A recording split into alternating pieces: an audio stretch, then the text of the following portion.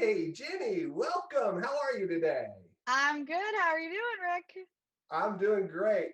Wow, I have been watching all this snow up north, and I've been thinking, what would be cool to talk about on Travel with Rick? It's February, and Yeah. usually Leslie and I would be planning a trip out west to go to Brooks Lake Lodge and, play in the snow and be in Jackson for a bit, but this year, I don't know, everything that's going on, it doesn't look like we're gonna make it there. So Well, I know it's a favorite place of yours. I've heard you mention it before, but where exactly is it? Like, I know it's kind of off the beaten path. Like, yeah, how do you get there? very off the beaten path, as a matter of fact. And then that's one of the reasons that we like it, right? So to get there, you ask where it is. So actually, Brooks Lake Lodge is officially in Dubois, Wyoming, which is kind of. I'll show you a map. Jackson Hole's kind of over here in Wyoming, and if you kind of go up and over, but it's right here where Du Bois and Brooks Lake Lodge is. So you fly into Jackson Hole, Wyoming. Hmm. Leslie and I generally will stay. We try to stay a night or two in Jackson. You've been to Jackson before, just a beautiful I place, have. right? It is beautiful, but I've only been there in the summertime, and it was fun though. It's a gorgeous spot Yeah, to it spend is a a gorgeous. couple of nights. Yeah, Yeah. it's a gorgeous spot. There's some great restaurants there. We love some Yeah. spots that we can find there. We love staying at the Wart Hotel. I mean, there is just it is the quintessential cowboy hotel. They have so much art, just fantastic around it. The doors, Jenny, if you ever get back to Jackson, just go to the Wart and walk around the hotel. They carved the doors there. I mean, the entry door.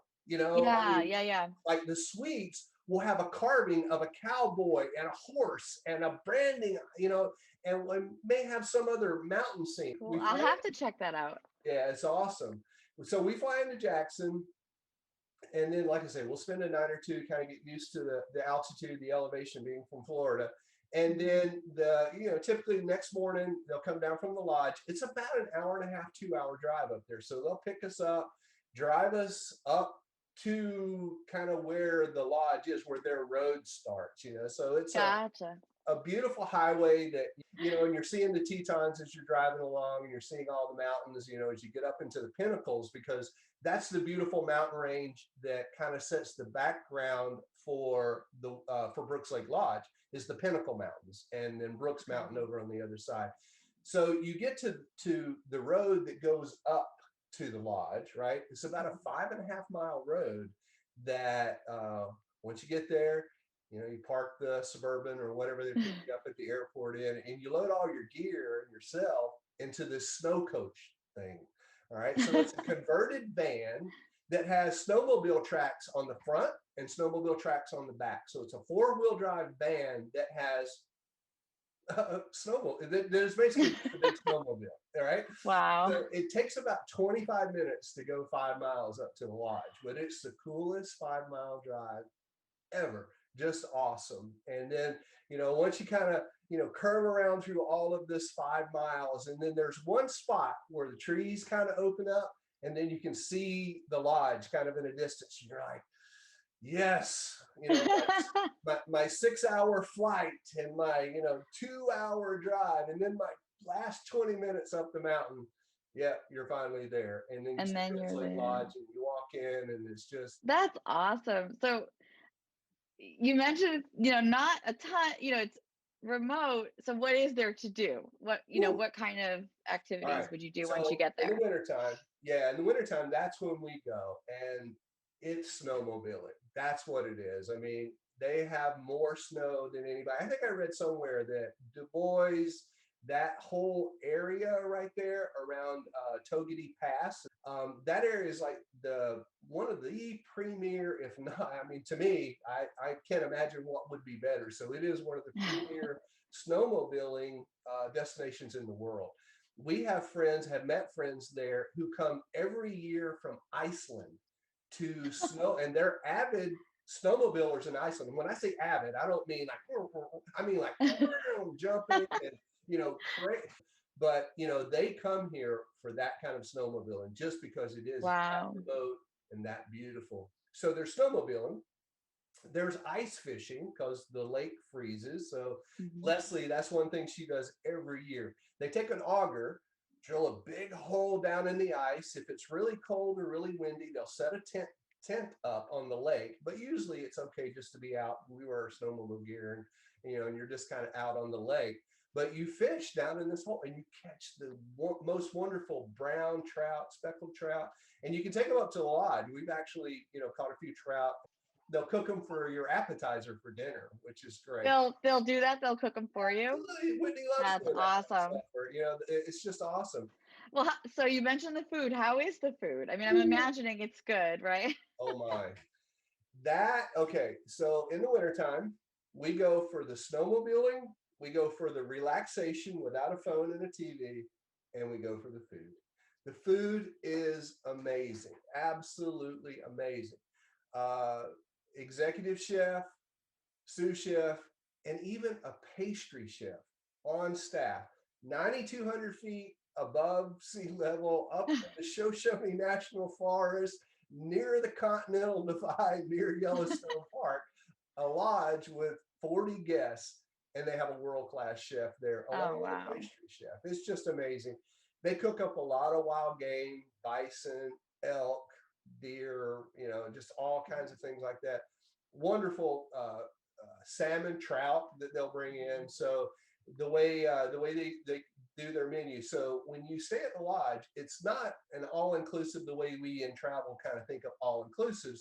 But with your room, your food is included in that. So you get breakfast, lunch, Oh, and okay. dinner is included. And the way they do it, they post the board.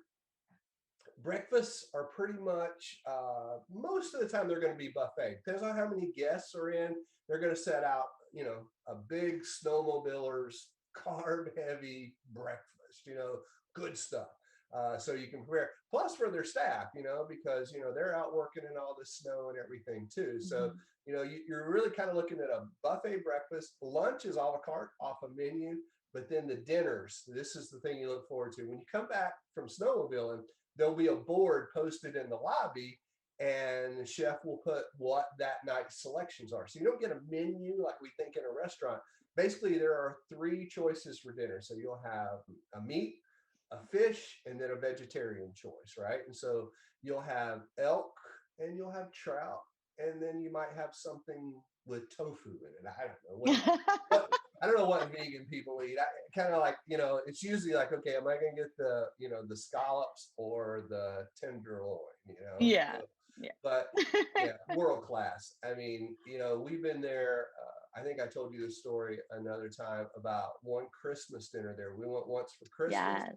and we had a tomahawk steak that was so big it took up the whole plate. Now, I know I exaggerate, Jenny. I do. Look at the picture.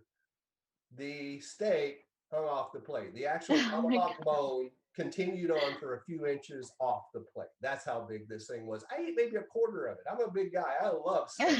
And I could finish maybe a quarter of it. So yeah, Wow. food is fantastic with the quality of food, the presentation of the food. I mean, Adam, general manager, when we were there, he's very, very picky about place settings. He's very, very picky. Mhm. The owner wants a certain level of this, even though it's, by and large, a lot of guys who just come out for snowmobiling, but there's couples like Leslie and I, and there's families that come out, and so you'll see, a range of guests, but quality is always there. It's amazing.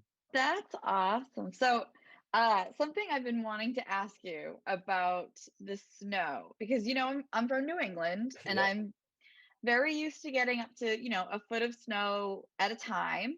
Um, the last few weeks, I think we got 6 inches. 2 days later, another six. This is normal for me in February. How much snow do you get up there? Because that's pretty high up. So Yep.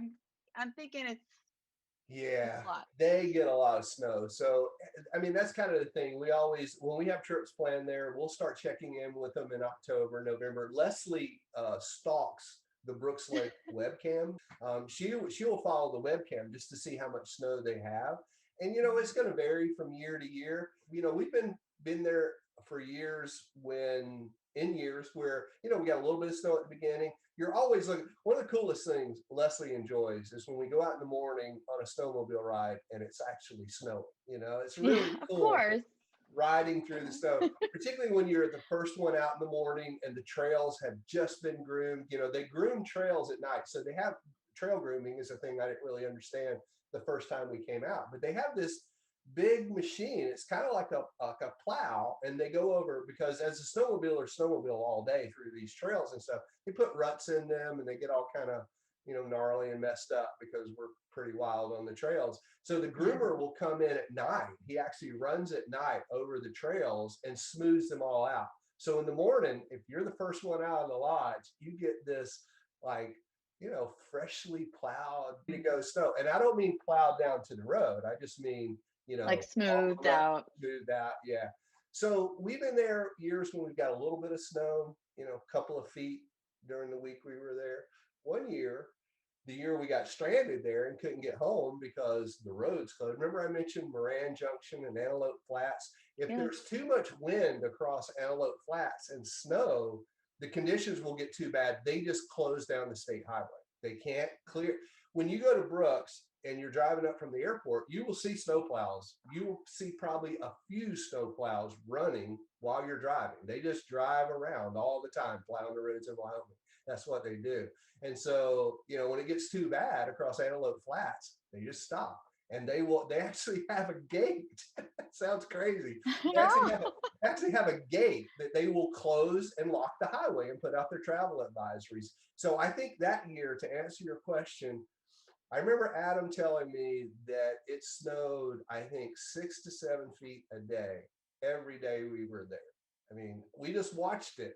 There's these windows beside the fireplace, and we just kind of watched it stacking up on the bottom the first day. And then every day it was a little, till finally, it's pretty much as I stood to that window, that floor to ceiling window, it was up to my chest, just on the window. Like, Wow. Wow. That's a lot of snow. I mean, Even for me, that's a lot of snow. that's a lot of snow. And me not being used to snow, it's not uncommon, Jenny, if you're snowmobiling along and somebody gets stuck and so you have to stop and help somebody, or help somebody in your party or whatever, that you get off your snowmobile, which kind of packs the snow down. But if you step off beside it, it's not unusual to sink waist deep. I've even sunk chest deep in snow before. And that's just the powder above the base. It's crazy. Leslie must be all the way under, right? She must be up to here on the. We recommend Leslie just stay on her snowmobile and just keep riding. We Where's don't want to lose her. Leslie? No. We dress her in bright pink. You'll see the first year that we went out there, Leslie bought us all this gear because we had nothing. And literally we looked just like we'd stepped right out of an LLB catalog. I was just thinking, what if I were to go there and I've never snowmobiled in my life? Is it kind of really only for experienced, or can a beginner still have a good time? No, you're going to have a great time. So Uh, just, us being from Florida, I think, so I think in 2011, we went for summer, and then I think it was either 2012 or maybe 2011 or 2012 winter that we went for the first time as a winter trip. And I'd never been on a snowmobile in my life. And so we took a short day trip while we were down in Jackson and just went through Yellowstone. Different snowmobiles than up at Brooks, different terrain than up at Brooks, different thing altogether. But we got a little bit used to it. Even up at the lodge, they have different snowmobiles for different people, so different levels. They have groomed trails that you could ride on just like you're driving your car. You would enjoy it. It's really easy to pick up. It's one of those things you don't have to be, you can be a complete novice and just got to enjoy it. You don't have to be an expert. You will pick up skills. I will tell you, we've been for a few years, and every year you get a little more confident, come back home, watch some YouTube videos. You watch what the guides do. So when you're at Brooks, you always have a guide. They won't just turn you loose. They have over 300 miles of groomed trails throughout the Shoshone National Forest in this Togety Pass area. So you can literally just ride trails for miles and miles and miles. And trails are basically roads. And so they will groom those trails. Take that machine that I told you about. and go through and smooth them all out.